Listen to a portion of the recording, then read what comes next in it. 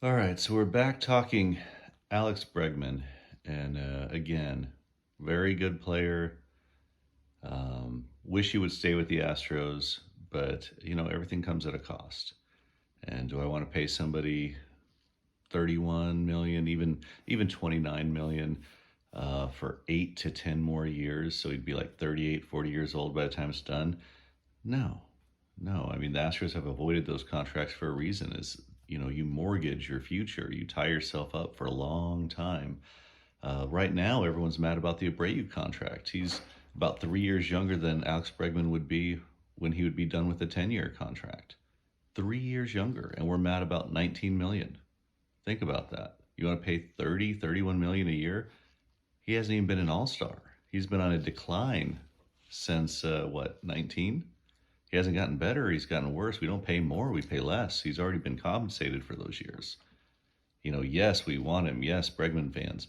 But you don't mortgage your whole future for it. You can only pay so many people. You can only pay max contracts to so many people. And the people who are on the decline, you don't sign long term deals with, you know? So the Astros are going to be at a, crossroads this year.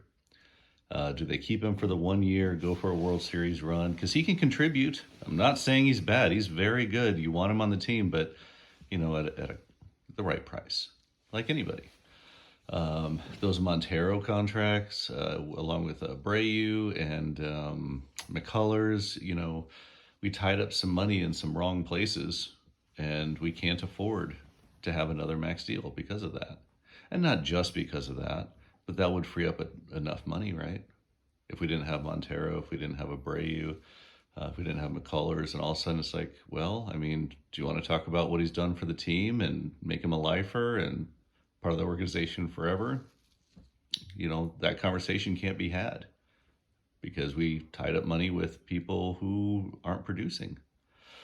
Hopefully, Abreu can get his bat back better and get his bat right, but that's a different conversation. So back to Bregman. He's got $30 million this year. Right now, we got about $5-6 million to work with free agency to stay under the cap. Can you imagine freeing up $30 million right now and pulling in maybe a Hector Neris coming back, paying a starter, getting another starter on the pitching staff? I know third baseman would be a hole, but I think Pena can play it. I think he'd have to practice during the preseason for sure. But I think we would have options. So if we can trade him and get some pieces back, I think we do that now rather than later. But if we don't get the right pieces, keep him for the season. He's going to contribute. He's going to play his butt off. He's in a contract year, and he's a player. I mean, I've seen most of his at bats this year. I'd probably say I saw 95, 96% of his at bats this year. He is a disciplined hitter, like no one else I've ever seen.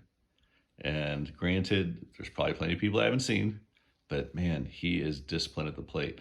A lot of times he's right about balls and strikes more than the ref is. I've only seen him be wrong about a ball that was called a strike maybe 2 or 3 times all season. That's incredible. Incredible eye at the plate. But he's not hitting with power anymore. He doesn't have, a 300 batting average, doesn't have, the home runs he used to hit, doesn't have the RBIs he used to get. He's on base, he's walking, for sure. But you can't pay a guy that much to walk. You need the RBIs. Okay. As far as fielding, he's a good fielder. He's not great, he's not bad, he's good. You can't pay great numbers to somebody who's doing good. He's not an all-star, not anymore. You don't pay an all-star contract for 9, 10 years. Let somebody else do it. You know, so I would love to free up the money and see what we can actually do with that with Dana. I keep calling him Dana White, but with our new GM, and I think that we could get some players for this year and be just as competitive with him as without him because of what we could do with that money this year, what we could do with that $30 million he's scheduled to make this year. And if we can get some prospects for him, if we can get some, guys that end up panning out, I know that the Blue Jays are shopping Bo Bichette. I'd give Bo Bichette that contract. If you're going to give someone that contract, give it to Bo Bichette. See if they'll make the trade. put him over at third base, done.